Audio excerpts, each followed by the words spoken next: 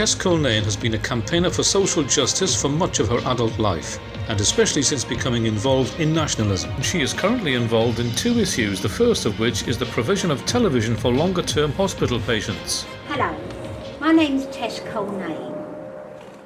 As you can appreciate, even a short stay in hospital is often not a pleasant experience. Time passes slowly. Fortunately, I have a large family and I welcomed their frequent visits, helping me through my period in hospital. Sadly, I witnessed elderly long-stay patients who only had infrequent visitors for one reason or another.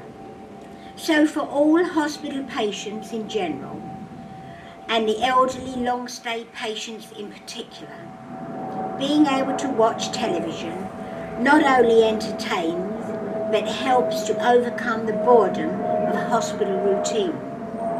Unfortunately, the cost of renting a television in hospital I found excessive, between £25 and £40 per week, and many patients just could not afford the so-called luxury of a hospital television. When I left hospital and fully recovered, I was determined, along with the support of my colleagues in the British National Party, to campaign to get the cost seriously reduced. Friday the 14th of August, I heard on a radio programme that steps were being taken to drastically reduce the cost of hospital television rentals. It also came to light, after some research, that inmates in our prisons have the facility of televisions for £1 per week. This cannot be fair. However, since then, and after contacting Hospidia on many occasions, there has been no movement on the cost.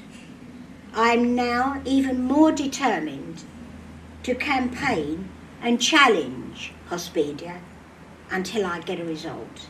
Naturally, if the cost is reduced, the BNP will not receive any credit for this. However, we are not glory hunters, but of course we find it gratifying to know that if our campaign is successful, it has galvanised someone into putting this wrong right.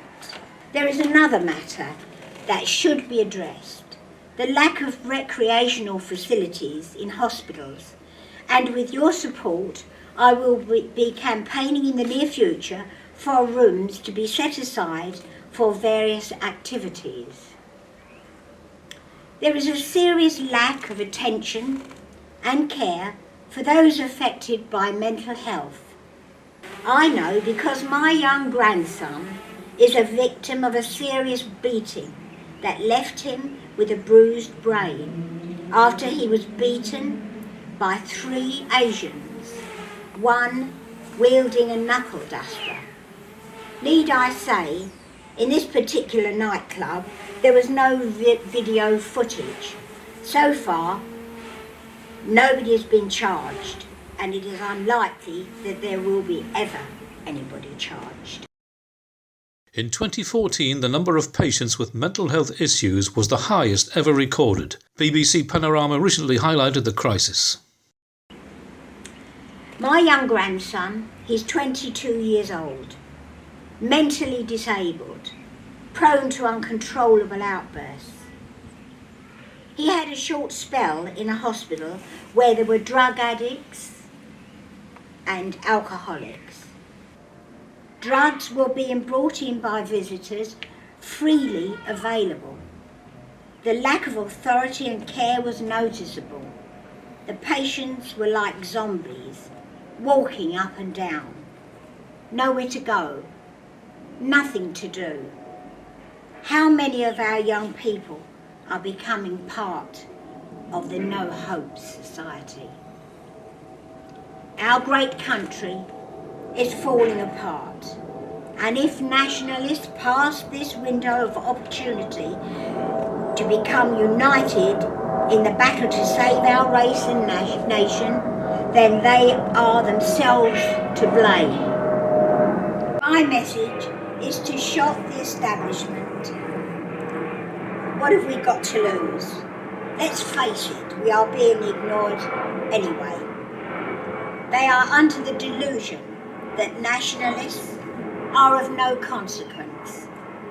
Let us prove to them they are wrong, and that we are of the one heart, no matter what party we belong to. Our only hope is to unify and fight this battle together.